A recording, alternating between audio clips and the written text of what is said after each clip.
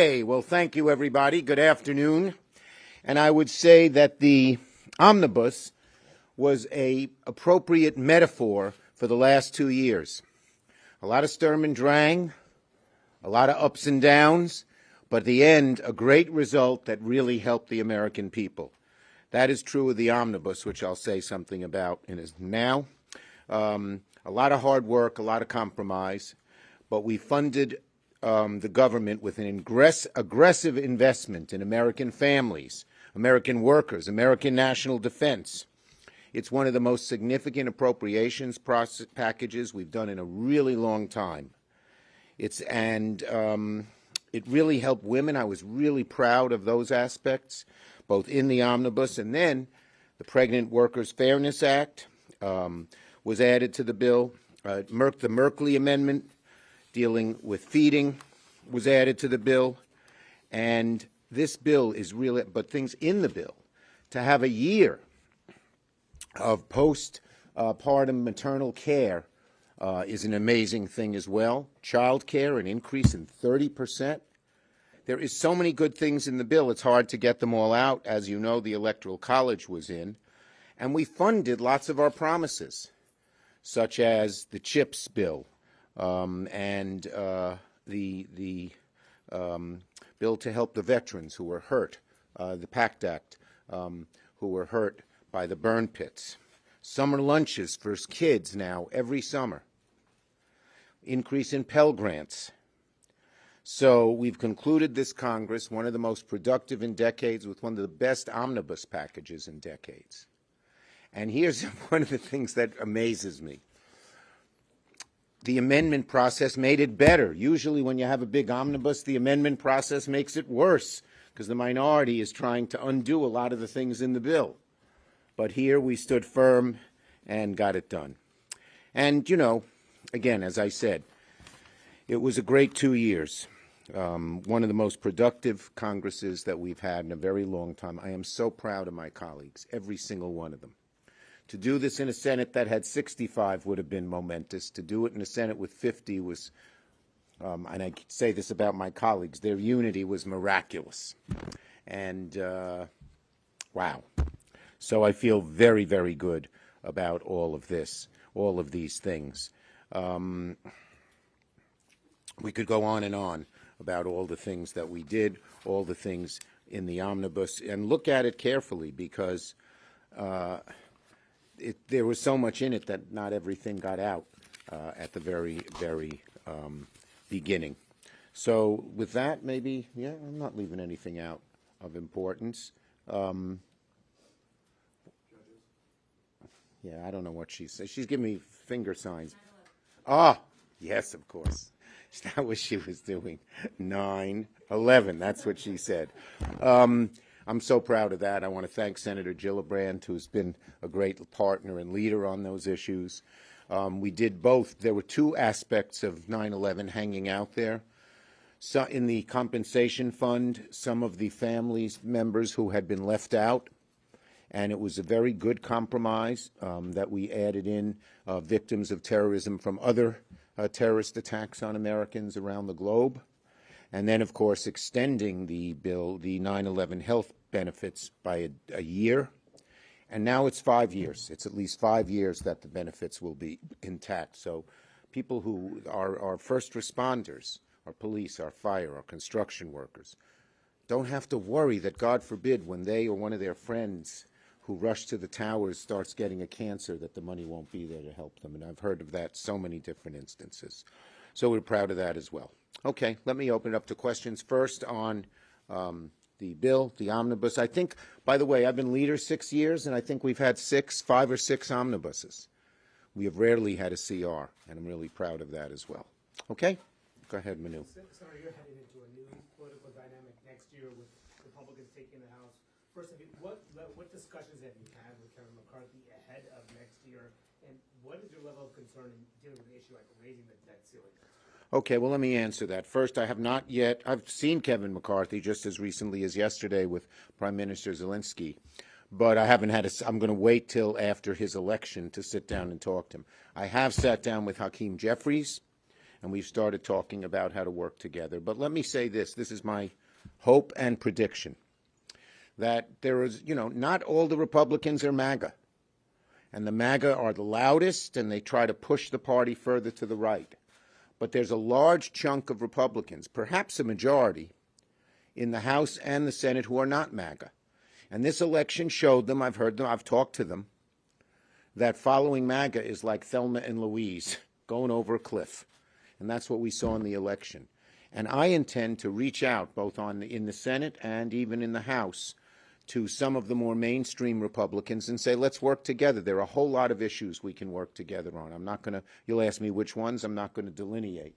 But I believe the next 2 years, we have a huge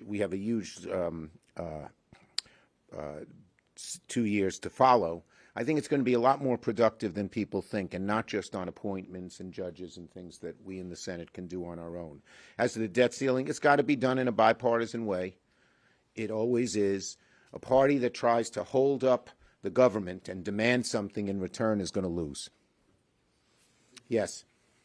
You just now mentioned, mainstream Republicans versus MAGA Republicans. This omnibus bill includes $45 billion for Ukraine. Obviously, at least get through the next few months. But next year, if you anticipate needing to appropriate more Ukraine aid, do you worry about the composition of the House?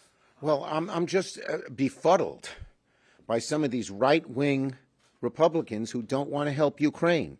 It's always been the harder right you were, the more anti-Soviet you were, the more anti-Russian you were, and all of a sudden, they're pro. And I hope it's not a residue of Trump. Trump had a relationship with Putin that was poisonous for American security. And if these folks are following him, they're making a huge mistake. But that is not the majority of the Republicans. As you saw, we had a record amount of money for Ukraine. And I don't even know what the final numbers are in the bill. What were they? 45. What? 45 billion? No. What were the number of votes? 68. So you got a large number of, so it must be 18. No, it's 18 Republicans voting for the bill. Maybe a few more who aren't here who might have voted for it as well. We have to stick by Ukraine. And I was watching carefully the body language of Kevin McCarthy when we were in that little room. And I think he's uncomfortable I hope he's uncomfortable being anti-Ukraine. Yes? You've seen 97 judges confirmed so far under President Biden. Are you going to get some more today before you leave? No, I think we'll have to start doing that when we come back. 97 is a record compared to the Obama and Trump and Bush administrations before. Trump and Bush. In the Clinton days, a lot of the district court judges went by voice, so it's not a comparison. So it's really record-setting, not only in the number, but in the composition, women, people of color, and I'm particularly proud of the professional diversity. For the first time, we have a bunch of public defenders, immigration lawyers, consumer people. So it's not just the corporate perspective or the prosecutorial perspective that's on the bench. Yes? Title 42 nearly still district caused you a lot of heartburn last night. What exactly happened, and is any part of that fight? I mean, with the number of Democrats who wanted to vote for the Michael Amendment, is any part of that going to carry into next year? Well, I think the Biden administration realizes it has to come up with a real plan for the border, that's not just punitive or health-oriented. Title 42 has no consequences. So you cross the border, you push back on the other side, and the same people cross over and over again. It's not a comprehensive plan that's ever going to work. And so the Biden administration's coming up with one, and I think you're going to find that Democrats are going to be the party that's constructive about dealing with the border instead of using it for political purposes, which they did in this election, and it didn't work. They did in the 2018 election, too. Remember, we saw the hordes. The anti-immigration sentiment that is in the right wing of the Republican Party is not where the American people are. It appeals to maybe the third of the electorate that's furthest to the right, but I've never seen it work politically. Yes? Senator, after the 2010 midterm election, the Democrats lost the House. There was no omnibus passed. They got it done this time despite losing the House. They have a lot of big accomplishments, and you've listed them many times. Do you think... You want me to list them again? Do you think the first 2 years of President Biden's administration has been more productive than the first 2 years of Barack Obama's administration, just in terms of legislative Well, look, I'd put it this way. These 2 years in the Senate and House, in the Congress, was either the most productive in 50 years, Great Society, or most productive in 100 years since the New Deal. So I think it's been extremely, extremely productive. Yes? Leader Schumer, you mentioned that you haven't met with Kevin McCarthy yet. You're waiting for him to be elected Speaker. Are you concerned that there could be a MAGA Republican, someone perhaps to his right that's elected? Yeah, but I think what he's going to find there are going to be a whole lot of Republicans to the left of the MAGA, or more to the middle than the MAGA Republicans. And I've talked to some of these folks. Some of them are from New York. And they know that following the MAGA Republicans is Thelma and Louise, over the cliff. So I think you're going to be surprised at how much pull there's going to be on McCarthy once he's elected to move to the middle rather than to the hard right. Do you think that the folks that, And if he's a smart politician, he'll know that's the right place to go.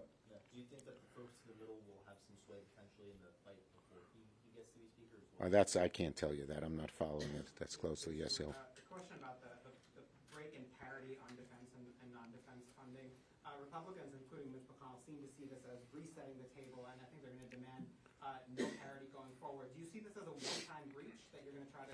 Look, we believe in 50-50. We believe we have real needs on the defense side now with Ukraine more than ever, but we believe there are just as many and just as important real needs on the domestic side. Now, we got a whole lot done here. The budget was bigger, so if you look in absolute amounts, the increases in both the amount of money, but more importantly, the substantive changes made on the non-defense side were great and would compare favorably to many other omnibuses, even those that had 50-50 parity. But it's 50-50 parity is something we're going to continue to aspire to. Yes? Can you talk a little bit more about what about Leader McCarthy's body language was telling you yesterday in that meeting? Well, that was my observation and hope. Okay? Yes. You spoke a little bit about your hope that you can continue to work with Republicans and divide the government, but you weren't able to get some of these bills through with more moderate Republicans willing to compromise. Was this your last chance? Oh, no. To get things like the Well, refugee if you look at the 7 or 8 biggest bills we did this year, the vast majority were bipartisan. Let's look at the summer. Let's look at this great summer we had. The PACT Act was bipartisan. Guns was bipartisan. CHIPS was bipartisan. Admission to NATO was bipartisan. A little further back, Post Office was bipartisan. BIF was bipartisan. Most of what we did was bipartisan, and I believe that's going to continue. I believe that's where the Republicans want to be, to try and work with us where they can. That doesn't mean we'll always agree with them or get everything we want, but I think you're going to find bipartisanship continuing in the next Congress more than the prognosticators believe. Paul. Do you worry, though, in the next Congress, some of those votes that you were just citing, it might have been 62, 63 votes. When you look at across the aisle next time, you're not going to see Rob Portman. You're going to see J.D. Vance. You're not going to see Roy Blunt. It's going to be... Yeah, I'll miss some of them. And, Yeah. We'll see how Katie Britt is, but, she's not really probably going to be Dick Shelby. Do you worry that the conference across the aisle is going to be a different type? No, I think that is, on the one hand, we've lost some of the Republicans. We were very, a Blunt and a Burr. We dealt with in a bipartisan way very successfully. But I think the Republican Party as a whole, and the mainstream of the Republican Party, has learned and is learning that, the Trump way doesn't work, and the MAGA way doesn't work. And that's why we got an omnibus that was as successful as it was. That was the first test. And it did have the people who are still there. But you can be sure, if you looked at the votes, there was a desire on the Republican side, despite the pressure from the MAGAs and what the House Republicans said, to get this done. And I think you're going to see the same pressures continue. I think that is indicative. Last one. Yes. Other than appropriations, NDAA, Farm Bill, debt limit, what are the sort of must-pass bills for you over the next 2 years? I haven't really. I'm going to sit down between Christmas and New Year's, and when we get back, and start thinking seriously about the next 2 years. There'll be a lot to do, but I'm going to withhold judgment until I come back. Okay? Thank you, everybody. A good holiday to one and all. Appreciate it.